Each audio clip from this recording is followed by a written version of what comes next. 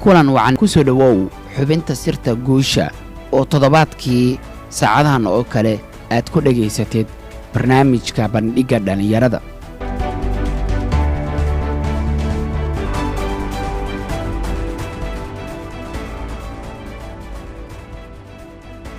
kusoo dhawaada kanaalkeena xigmadda nolosha. fadlan haddii ay tahay markii kugu horeysay aad soo booqatay halkan, subscribe saar oo rukuma gambaleelka si aad u hesho muuqaaladeena. mahadsanidin. intii la socotay taxanaha xalqadii hore ee xubinta sirta guusha waxaan uga soo sheekeennay furayaasha guusha qofka u horseeda, innagoo soo tilmaamnay in ay jiraan 3 dhaqaajiye oo qofka u oggolaanaya in uu sameeyo dhaqdhaqaaq ka badan midda uu horay u qorshaystay.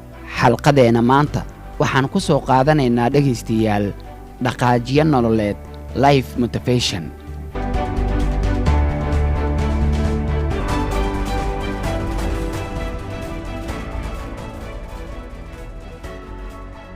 dhaqaajiyaha noloshu waa kan qofka ku qasba in uu dhammaystiro haqabtiraha baahiyaha noloshiisa laga maarmaanka u ah, sida cuntada, biyaha, hawada. haddii ay dhacdo in mid ka mid ah waxyaabahaasi laga maarmaanka u ah jirka bini'aadamka uusan helin, waxaa dhacda in dhaqaajiyaha aas-aaska ee jirka uu ku baraarujiyo qaybta dareenka ee maskaxda in ay jirto yaraansho cunto.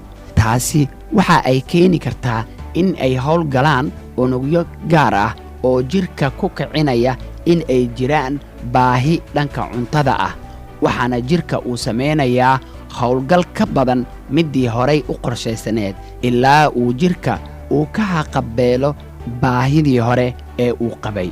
markaas oo uu jirka sidiisii caadiga ahaa ama xaaladdiisii caadiga ahaa uu ku soo noqonayo. tusaale arrintan muujinaysa haddii aan soo qaadanno marka aan dib ugu noqonno, waxaa jira sifo ay wadaagaan libaaxa iyo deerada. marka uu waaga baryo aroortii ayaa mid walba waxa uu bilaabaa in uu ordo. libaaxa waxa uu og yahay in xawaaraha orodkiisa haddii uu gaari waayo ugu yaraan deerada teeda ugu gaabisa in uu gaajo u dhimanayo.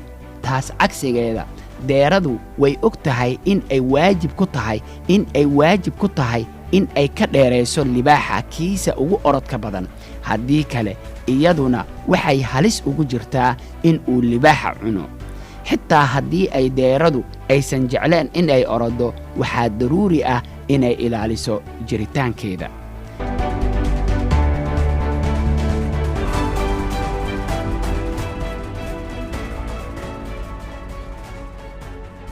bal tusaale kale eega, ka soo qaad adiga oo dariiqa gudbaya ayaa waxaa si lama filaan ah u aragtay gaari xawaare sare ku socda oo wax yar kuu soo jira. maxaad samayn lahayd? waxaad ordi lahayd awooddaada oo dhammaystiran. miyaysan ahayn sidaasi si aad u badbaadiso noloshaada?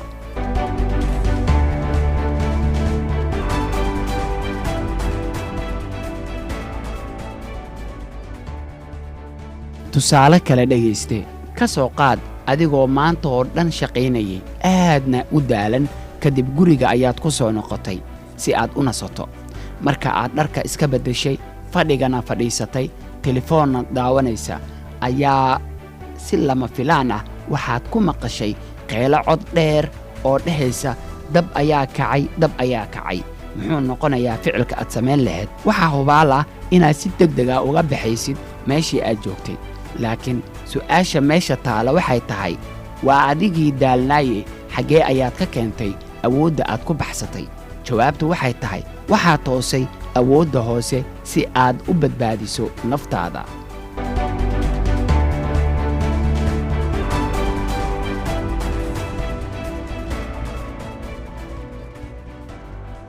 qoraaga buuggan ayaana la wadaagaya sheeko kale.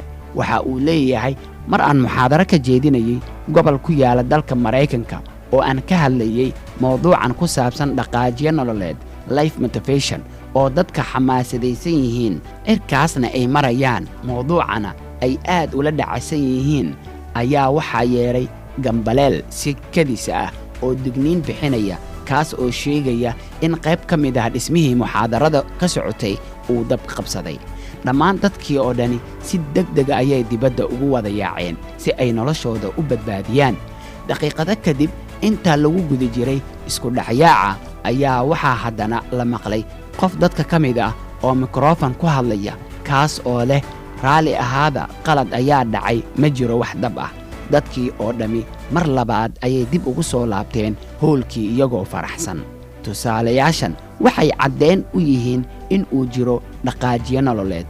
mas-uuliyaddiisu waxa ay tahay in uu ilaaliyo jiritaanka qofka ama xayawaanka, gaar ahaan marka arrinta ay gaadho in nafta ay halis gasho oo aad isticmaasho xoogga keedka ku jira jirkaaga gudihiisa xitaa haddii uu daalan yahay.